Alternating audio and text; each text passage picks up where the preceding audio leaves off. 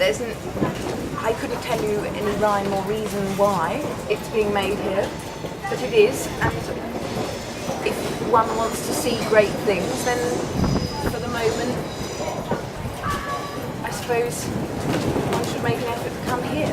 This map has been about 4 years in the making, as it were, and it was never quite the right time to launch it. Suddenly this year there's been a real influx of galleries opening in the area.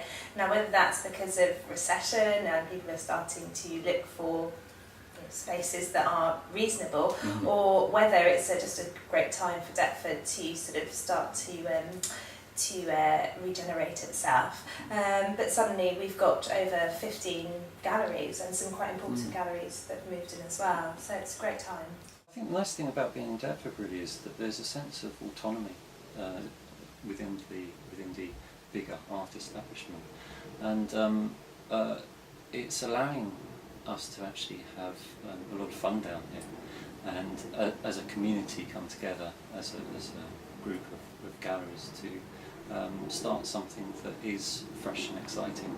We just set it up for kind of like selfish reasons in a way. We didn't see like a need like that we were going to provide a service for other people. I guess we just came out of college and really wanted to carry on talking about work and showing each other work and like continue that dialogue. So that was really the desire for setting the space up. And then, the same thing happened. It just kind of grows and gradually gets bigger and different people get involved. In South London, certainly you can have a large space at a good rate. It's not cheap though. Here in South London, there's a lot of space. I mean, the car parks in the region of 90,000 square foot. I mean, this area here is 3,000 square foot, and so there's sort of there's leeway there to sort of get big things done and to constantly. I sort of work on a monumental scale, and I know that a lot of the other sculptors in the gallery are sort of heading that way too, and I think that's what the gallery can really promote in their work. I think in terms of regeneration, development is definitely a significant part, and it really goes hand in hand. And in Deptford, we've got already planned a Richard Rogers building on the High Street, just set off the High Street, a Norman Foster building on the Broadway. We've got the whole of the sort of reach from Greenwich to Deptford that's just these sort of Docklands flats now. And that brings good as well as bad. So in terms of the people that are here, it brings a bit of money to the area. In some ways, I think at the moment, because of the recession, everything's sort of slightly tailed off.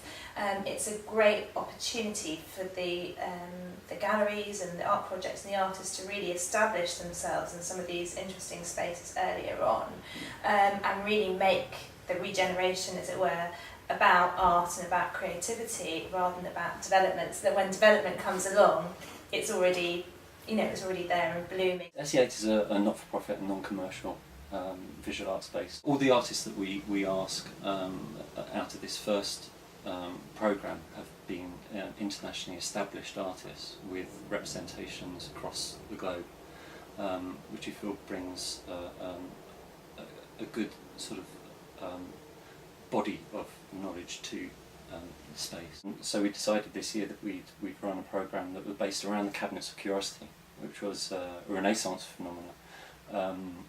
Wealthy philanthropists used to travel the world, bring back an extraordinary amount of diverse artefacts and stuff their rooms full of these things on the ceilings, floors and walls.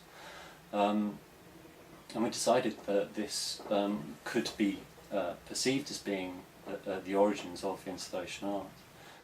Well, I think that what I always wanted to do with the gallery as an organisation, was to facilitate as far as we could the progress of the artist in general, but also facilitate making work that otherwise wouldn't have been possible to make, or helping to do that. And I think that we chose the gallery site because it had perfect natural light, which is good for painting and sculpture, and it had very good proportions for showing very small things or very large things. It doesn't. The gallery doesn't actually prohibit that much, and whereas this site prohibits certain things because of its scale. So this is really for, you know, very large outdoor sculpture, whereas the gallery can hold almost anything, which is why it's so good for what we are trying to do.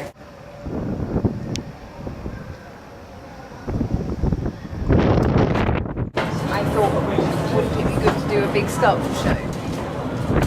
I've always been interested in sculpture and the sort of extraordinary effect it can have on you when you experience this object in the world. I then thought about sculpture in the landscape, and I thought about how there wasn't an opportunity in London for that kind of display, and how there also wasn't a situation in London for young artists or younger and newer artists who make that kind of work or had very good ideas that could become that kind of work to show in the context of each other and in the context of the outdoors against the landscape. So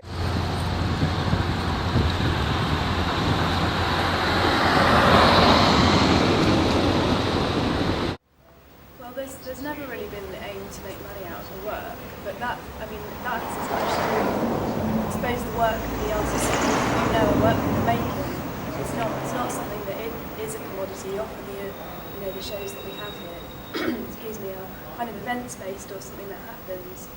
So by nature really this couldn't develop into a commercial project if we were working in the same way. So really we're just trying to, I suppose, push to be a bit more ambitious and to have lot more people come and see the shows, or more people get involved, and to sort of continue to work with the same people and to really sort of follow their practices and see where that goes, rather than supporting them by buying their work. We would support them by trying to help make the project happen. And then if we can revisit the same artist's work in a few months' time with another project, that's actually a way of developing and sustaining their practice, perhaps much more successfully than helping artists by giving them a bit of money, which eventually runs out. Yeah. What we hope to achieve with the art map is that we want to open up spaces that people wouldn't necessarily be able to find. In a place like Deptford, even though it's quite small, often you find galleries, same with Shoreditch, same with Hackney, tucked away, you wouldn't know how to find them, and the idea of the art map is that people will be able to find these slightly off the beaten track places. And last year we thought about how the sculpture show had gone, and we were pleased with the number of people who came, but we felt that the experience of coming here was in some ways rather desolate, and how once people had seen the things once, perhaps then they felt that they should leave. And so we wanted to come up with a situation that would allow people to stay if they wanted to stay, and to then sit down and then maybe return to a work of art. Because I think that all good works of art ask you to come back, because every time you see it you have a different experience. And so that's why initially we put the bar here. And the great thing about coming down here is that visitors will come across every type of gallery there is, not-for-profit. We have project spaces, we have commercial spaces which also have project spaces aligned to them.